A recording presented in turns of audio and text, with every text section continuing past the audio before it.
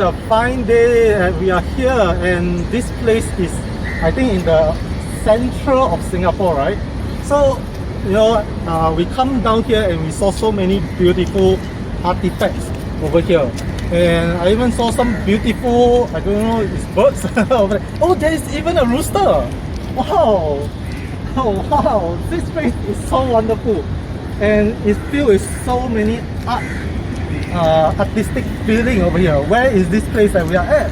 Alright, so basically today we are at the Asian Civilisation Museum. There are 3 levels to this museum, then we'll slowly explore all these levels. Wan Lin, but I ask you, have you been to the Asian Civilisation Museum? No. So, what about you, Chris? Actually, the clients and I have come here, I think 2 times. But I think it's always good to come back again and revisit this whole place because there may be new things to find out. So, welcome to today's virtual outing, and we are here at Asian Civilization Museum. Yes, so this place, right, brings us all the different artistic artifacts of Asia. Is that right? That's right. Okay, so let's go in and take a look and understand more about the Asia arts.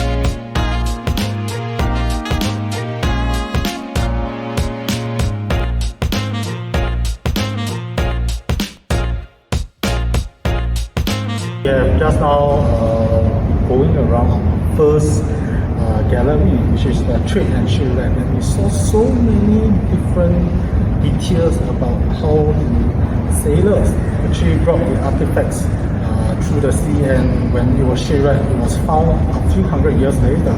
So tell us more about this gallery. Alright, so the story begins in the 19th century with the Tongue Shipwreck display. There are more than 1,000 pieces of ceramics, gold and silver displayed there, and they tell a story each about the bustling Indian Ocean trade and of globalization way before the term was created. So for the Tongue Shipwreck, it was like nearly 1,100 years ago. An Arab ship bearing precious cargo set sail from the port of Canton. So just off the shores of Sumatra, the ship sank and remained untouched until it was discovered by the Chans in 1998. So they go down to the seas to dig up all these very beautiful artifacts, and there's very rich in history. You can see, Okay, so you also saw like another gallery that talks more about like the shipping and maritime trade in the past. So for thousands of years, many cultures in Asia have actually traded and interacted with each other. So exchange different kind of ideas that they have from their own country and then bring it to like the Singapore bustling fishing port. So we saw many different objects that were displayed, showing like the global demand of things that they needed at the time, as well as also changing things. Maybe one day they be like a Western sailor, then they develop a more westernized taste, let's say for tea or for porcelain. And then as we move across the regions, artists also develop new art style and incorporated their own art style from Singapore and merged it with other Southeast Asia art style. So they took inspiration from each other to create new works of art that we saw just now at the gallery. And also these new works of art were also created by blending different art sources. So maybe they took art materials from their own country to, let's say, Singapore or another Southeast Asian country, and merge those art sources or materials that they have together to create art pieces. Interesting is that all these artifacts plays an important part in the culture and history of Asia. So really view this gallery and go through this gallery and understand the impact of all this history and culture.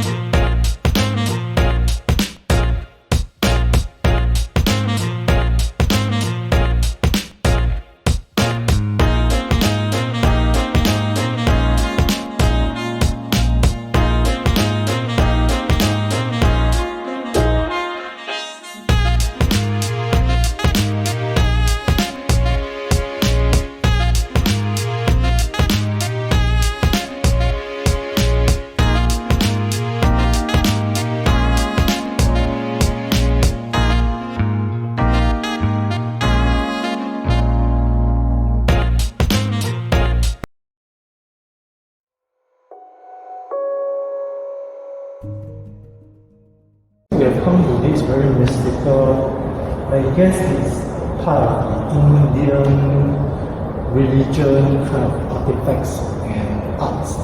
So what is this place about? Okay, so basically we are here at the Asian Religious Gallery.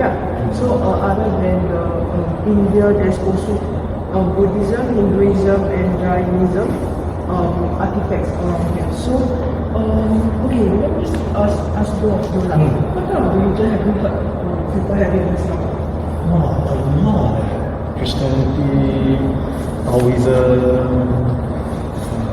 Buddhism. What about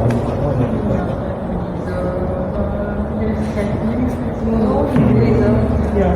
Okay. So basically, for this Asian religion gallery, there is also Hinduism, Jainism, which are also part of the India and China religion that we have.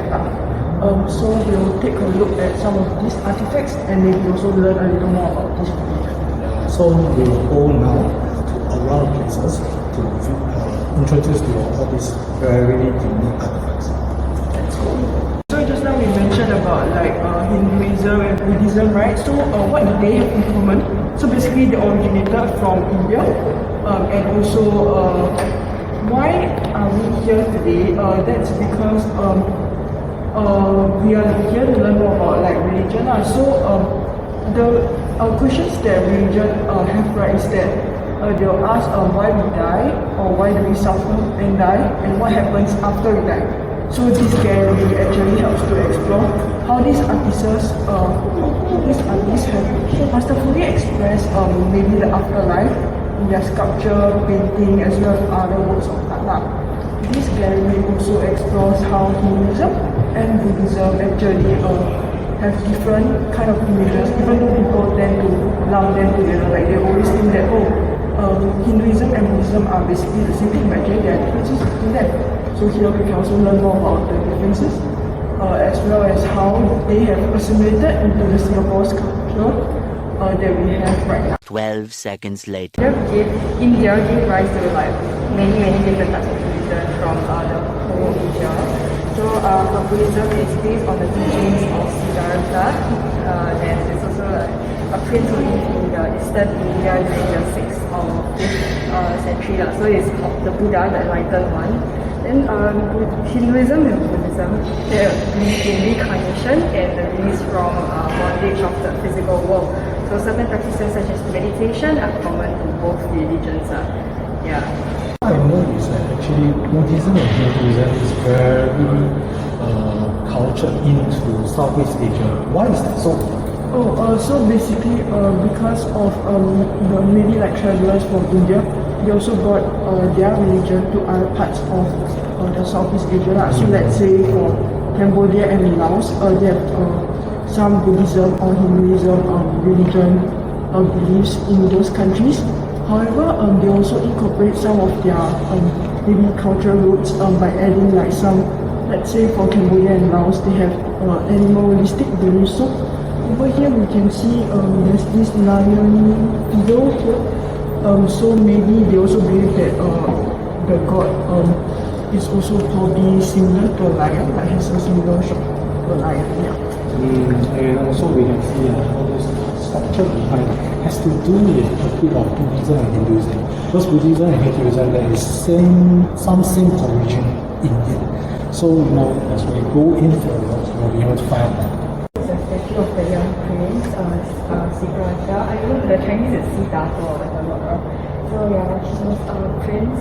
Then instead of seeking royalty, instead of wanting the riches and being a king, he chose a simple life, and he wanted to find out why people get sick, why people are born, why people die. So like, the Chinese thing, 生老病死, he wants to find out the reason why. So because of that, he gave up his prince title to go to meditate under this Buddha tree, which I think is called Mahamuni tree. Yeah. So we can move on there. Okay, so moving on to here, we can see there's these really famous like the Buddhism sign up, which they use one of their hands over the other hand.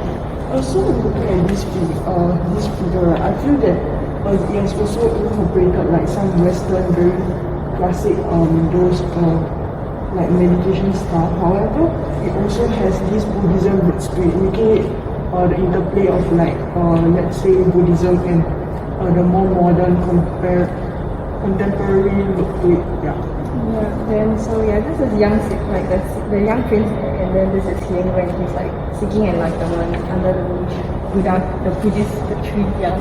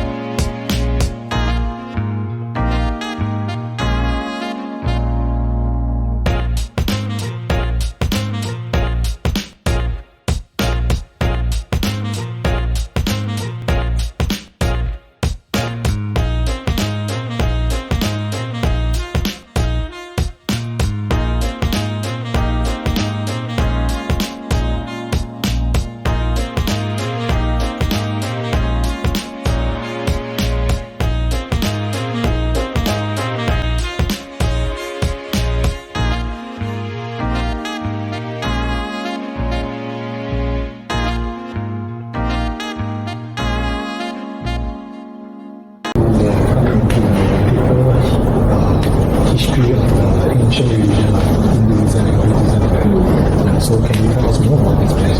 Okay, so here right, it talks more about the ancient religion. So besides Buddhism, Hinduism, there's also Jainism.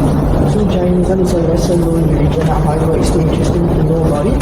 So it also originated from India, and it's also a similar origins to Hinduism and Buddhism.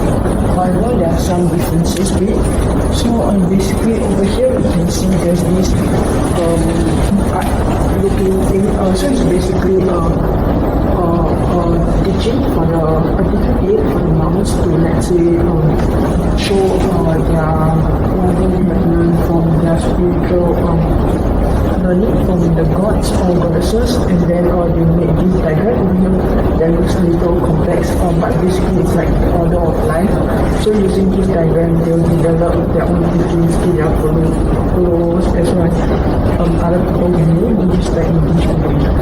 Yeah, so looking at this diagram, this is pretty complicated, and I'm not sure how to interpret it, but it's basically like you can see there are many circles, so it's probably like the cycle of life sort of thing. Yeah, it's pretty interesting, colorful. Yeah.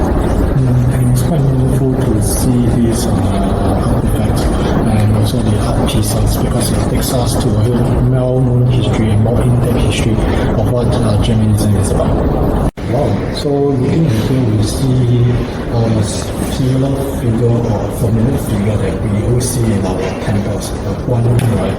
And also some of the gods that's related to Wan Lin. So Wan Lin, can you tell us about this? Alright, so these are the three statues that you can see here. This is the young monk, which is like allegedly the youngest disciple. And the rest is robe called the main official's robe. Then this one is the very famous goddess called Tian Shu Guan Yin. So each of her hands she holds a different item, and she's known to cure different diseases. And for Guan Yin, she has a lot of forms, so we can learn more about her forms like on the other side.